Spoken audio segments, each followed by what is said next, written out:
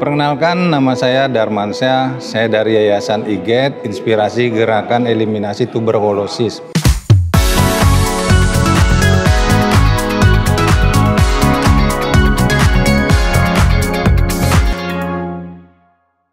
Saya mengkoordinir 3 orang pasien supporter. Di dalamnya ada beberapa pasien yang didampingi oleh 3 orang pasien supporter tersebut. Sebagai pendamping, kami memberikan motivasi-motivasi kepada si pasien agar si pasien tidak merasa jenuh dalam minum obat, karena memang rentan waktunya sangat panjang, selama 2 tahun kurang lebih, 18-24 bulan. Itu rentang waktu yang boleh dibilang melelahkan, bisa membuat si pasien menjadi jenuh, bisa membuat si pasien menjadi menyerah, karena juga di dalam minum obat itu pasien merasakan efek samping obat yang tidak ringan. Selain di rumah sakit, kami juga memberikan motivasi kepada keluarga yang ada di rumah. Kami juga mendatangi rumah pasien agar kami bisa ketemu dengan keluarga si pasien. Ada berapa orang di dalam rumah itu, kami melakukan edukasi tentang tuberkulosis. Kami selalu kontrol si pasien setiap bulan. Pasien harus mengikuti kontrol-kontrol tersebut agar pasien dapat mengetahui situasi penyakit yang di dalam tubuhnya, yang mana sangat berbahaya, karena nanti si pasien tidak tahu dan dokter pun tidak tahu perkembangan si pasien kalau si pasiennya tidak mau kontrol. Kami juga memberikan bantuan-bantuan kepada pasien. Bantuan atau yang urgent, pasien yang tidak mampu, misalnya pasien butuh tabung oksigen, pasien butuh kursi roda, atau pasien butuh akses untuk kelayanan, itu kami mencoba untuk membantu.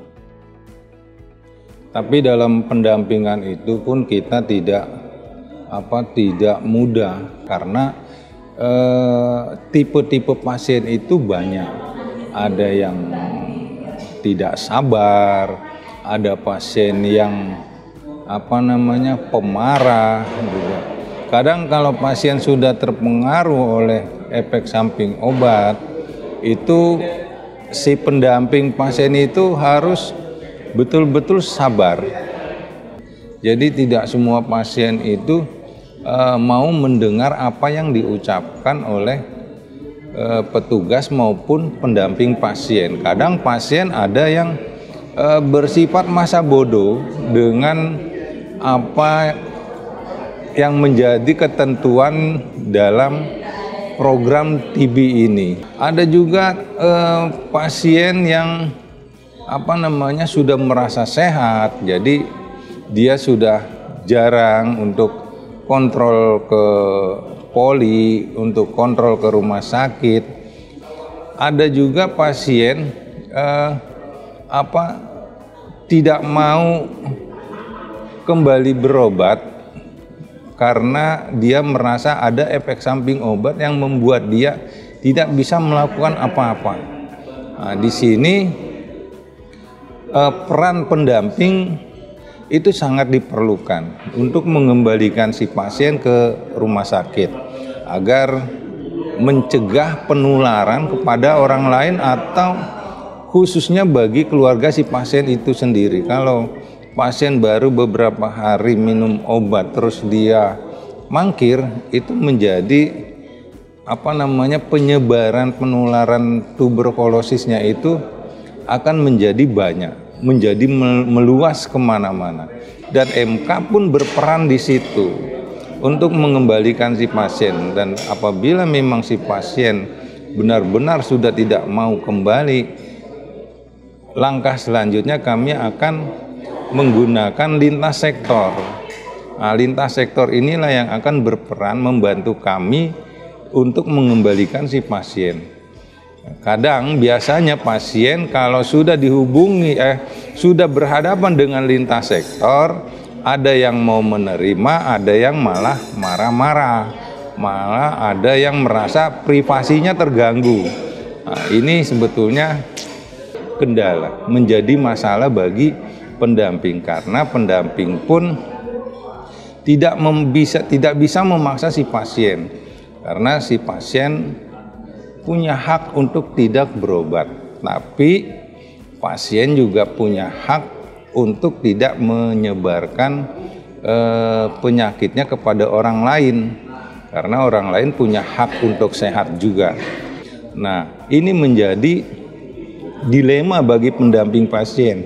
Dipaksa untuk berobat kami kena HAM, tidak dipaksa untuk berobat bisa menyebarluaskan penyakitnya itu kepada orang lain. Hak pasien itu dilindungi. Kalau di COVID dulu ada hak pasien untuk tidak berobat, itu dicabut, hak itu dicabut oleh pemerintah. Jadi semua pasien COVID wajib berobat dan semua orang wajib vaksin. Nah, kalau seandainya ini diterapkan di di program TB, saya rasa TB bisa dieliminasi pada 2030. Tapi kalau hal ini terus terjadi, loss to follow up-nya semakin tinggi, nah itu menjadi PR. PR-nya bukan PR sebagai pendamping, tapi PR pemerintah juga. Ada juga kejadian-kejadian pasien yang ditinggalkan oleh keluarganya, pasien-pasien yang ditinggalkan oleh istri atau suaminya. Jadi keluarganya itu menjadi berantakan karena penyakit tuberkulosis ini. Itu menjadi masalah sosial bagi kita semua. Ini bukan masalah kecil. Jadi TB ini bukan hanya sebagai masalah kesehatan, tapi bisa mencakup ke semua hal, bisa ke sosial, bisa ke ekonomi, karena tuberkulosis ini kan harus berobat setiap hari. Dia harus ke rumah sakit, terus dia juga harus kontrol setiap bulan, dan itu biaya-biaya yang dikeluarkan oleh pasien itu bisa memiskinkan si pasien, apalagi sampai si pasiennya itu tidak bisa berbuat apa-apa. Si pasiennya tidak bisa melakukan aktivitas, umpamanya bekerja, akhirnya keluarganya terlantar. Sosialisasi tentang tuberkulosis itu harus sampai ke masyarakat paling bawah, agar masyarakat juga mengetahui bagaimana bahayanya penyakit tuberkulosis ini. Itu kalau hanya dikuatkan di atas, tapi masyarakatnya tidak mengetahui tentang bahaya tuberkulosis, itu akan menjadi sia-sia.